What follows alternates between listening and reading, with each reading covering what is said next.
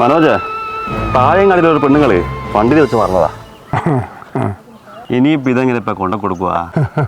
എനിക്കെന്താ പേരാന്താ? അങ്ങനെയാണെങ്കിൽ നമ്മൾ ഓട്ടോ ഡ്രൈവർമാർക്കല്ല ഇതന്നെയല്ലേ നേരെ ഉണ്ടാവുള്ളൂ. എന്നാലും എടോ, ഇതൊന്നും അത്ര വിലപ്പെട്ട സാധനമൊന്നല്ലല്ലോ. കഴിഞ്ഞ ആഴ്ച എൻ്റെ വണ്ടിയിൽ ഒരാൾ ഒരു ബർത്ത്ഡേ കേക്ക് വെച്ച് മറന്നുപോയി.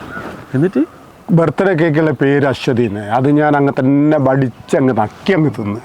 എന്നിട്ട് ആ കേക്ക് എടുത്ത് എൻ്റെ ഭാര്യയ്ക്ക് കൊണ്ട് കൊടുത്തിട്ട് ഹാപ്പി ബർത്ത്ഡേ മോളൂ എന്ന് പറയും. എന്താ മോനെ സന്തോഷം. അല്ലെങ്കിലോ തലേന്ന് വരെ ഞങ്ങൾ കീരിയും പാമ്പും പോലെയായിരുന്നു. പക്ഷെ ഓള് ബർത്ത്ഡേ കഴിഞ്ഞ മാസമായിരുന്നു.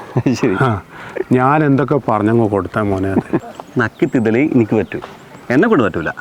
ആള് സ്ഥലമൊക്കെ നമുക്ക് അറിയുന്നല്ലേ, പിന്നെന്താ കൊണ്ട് കൊടുക്കുന്നതിന്? എടാ, ഇനി അതിനായിട്ട് എണ്ണയും കറിച്ച് പോകാം.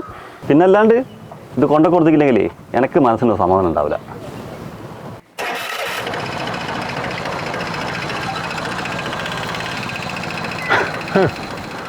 ഓന ആവശ്യമില്ലാത്ത സാധനമായതുകൊണ്ട് അല്ലേ കാണായിരുന്നു. എന്തെന്നാവുമ്മ എത്ര പ്രാവശ്യം ഈ കണ്ണട ഇങ്ങനെ കളയുന്നത്? മഴക്കാലത്ത് കുടയായിരുന്നു, ഇപ്പം ഇതാ തുടങ്ങിയ കണ്ണട. ഇനിയിപ്പോൾ എന്തായാലും കുറച്ച് കാലം കഴിഞ്ഞിട്ട് മേടിക്കാം. അയറ്റാ സ്കൂളിൽ പഠിക്കുന്ന കുട്ടിയൊന്നും അല്ലല്ലോ. അങ്ങനെ ഇരിക്കും കുറച്ച് നാൾ, എന്നാൽ പിന്നെ അതിന് വില മനസ്സിലാവുള്ളൂ. മോളെ, നോമ്പ് കാലമല്ലേ, ഖുറാൻ വായിക്കാണ്ട് ഉമ്മക്ക് പറ്റൂലെന്ന് എനിക്ക് അറിഞ്ഞൂടെ. അങ്ങനെ പറഞ്ഞാൽ എങ്ങനെയാ ഉമ്മ? ഫസീല, ഉമ്മ വാ, നമുക്ക് ഒരു പുതിയൊരു കണ്ണട മേടിച്ചു വരാം.